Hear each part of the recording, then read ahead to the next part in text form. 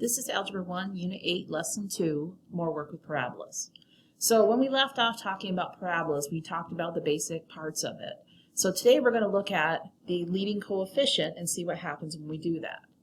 Now remember, the leading coefficient is the variable that's in front of the x squared. So what we're going to look at is what it does to the parabola when we do that. So this is your general parabola, y equals x squared. And what's its range? All right, so it's y values. Its lowest y value is 0. It'll be right there is 0, 0. So all the y values are above 0. So the range will be y is greater than or equal to 0. Okay, now the turning point or the vertex is where it changes from decreasing to increasing or increasing to decreasing. Well, that would be this going from here to here, it decreases, and then it starts increasing. Once you get at this point right here, that is the vertex, which is at 0, 0. Okay, so is this vertex a minimum or a maximum of the function? All right, well, is it the highest or lowest point of the function? It is a minimum because it is the lowest point, because the parabola is pointing up. All right, so the ends of the parabola are pointing up. See the arrows on the end? It's pointing up. That's the lowest point. So the turning point when it's pointing up is the vertex. Okay, so that is just y equals x squared. Now we're going to look at y equals negative x squared. All right, so if this is y equals negative x squared, what would be the leading coefficient of this function? All right, what number is actually in front of the x squared here? Well, technically it's really negative 1. So it's leading coefficient A will be negative 1. So when you read this function and you put this in your calculator or on Desmos, you can see that this is really reading it as y equals negative 1 times x squared. So if we were to do the table here, this would be actually y equals negative 1 times negative 3 squared. So when you do this, you have to do the exponent first. So negative 3 squared would be 9 times negative 1 is negative 9. So, or negative 9, yeah. So this is going to be negative 9. All right, so that's what the calculator is doing. Let me put it in the calculator so that you can see it. All right, so y equals, let me clear this out, negative x squared. Again, you can do this on Desmos if you want to. And let's look at the table. And you can see here's our values. Negative 9, negative 4, negative 1, 0, negative 1, negative 4, negative 9. All right, let me put those on the graph. All right, so this is negative 4. This is negative 1, 0, negative 1, negative 4, and negative 9. All right, so if we graph these points, we want to be able to see what happens with the graph. So negative 3, negative 9, 1, 2, 3, 4, 5, 6, 7, 8, 9 would be here. Negative 2, negative 4 would be there. Negative 1 is here. 0, 0 is there. 1, negative 1, 2, negative 4, 3, negative 9. All right, so when I draw my curve, don't laugh at my curves. I'm not really good at drawing those. There we go. Pretend I can draw a nice, neat curve. Okay, so we graph the points. So what do we notice about this function? All right, well, the range. Well, what's the highest or lowest y value? Well, it's still going to be 0, but where do all the y values fall in this function? All the y values have to be less than or equal to 0. So what is your turning point of this function? Where's the vertex? Well, look at your table. Remember, they're going to repeat on either side of the vertex. So our vertex will be at 0, 0. All right, so this is the vertex right there. So the vertex is at 0, 0. So since this parabola is pointing down, and this is the highest point of the function, is the turning point a minimum or a maximum of the function?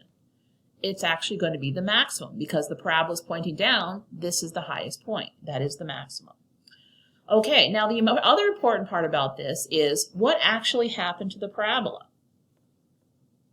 Well, what happened to the parabola is the parabola flipped. It reflected over the y-axis.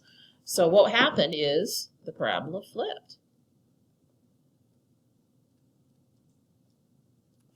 It is now points down.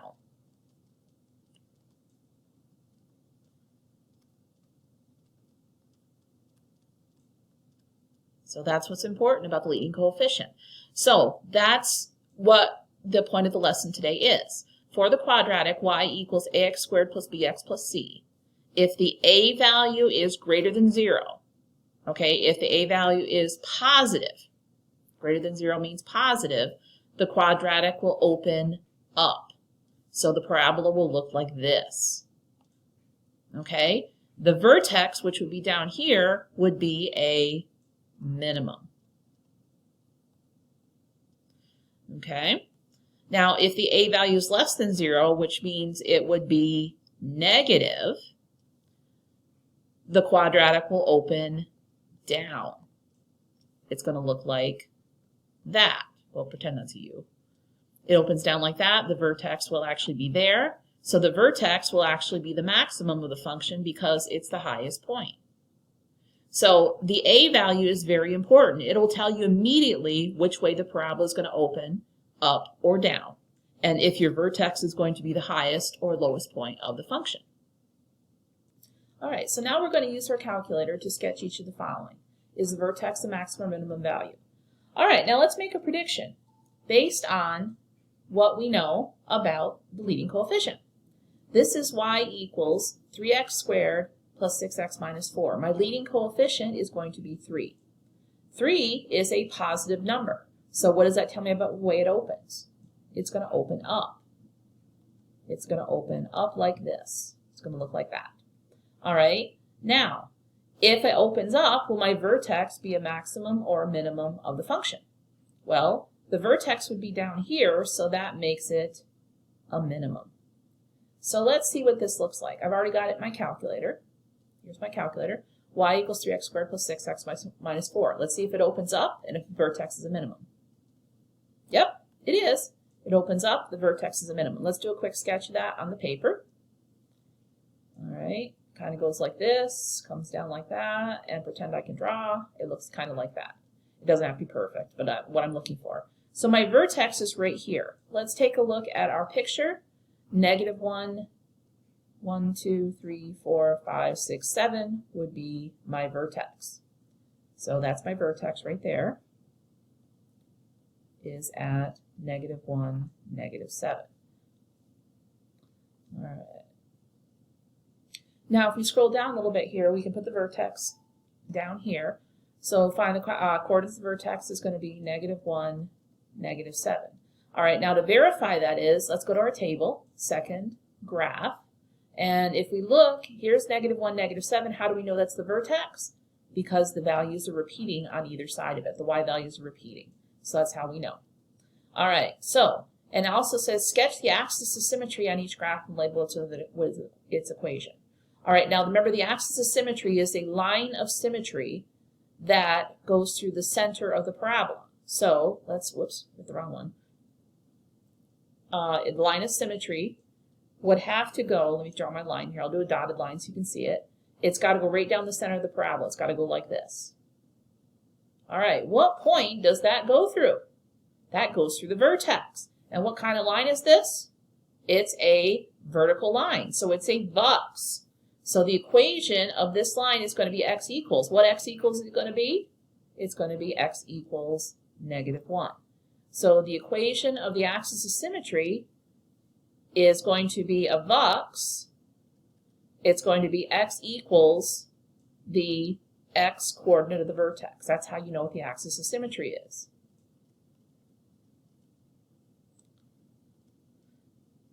Okay, so your x equals will be the x coordinate of the vertex. All right, now let's do our prediction for this one. Y equals negative 2x squared minus 8x minus 4. All right, according to the leading coefficient, it's negative. Which way is it going to open? It's going to open down. Okay, and that means it's going to look like that.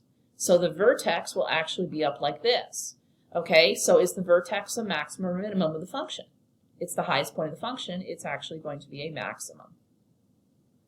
Okay, so let's see if we're right. Y equals, let me clear this out, negative 2x squared minus 8x minus 4.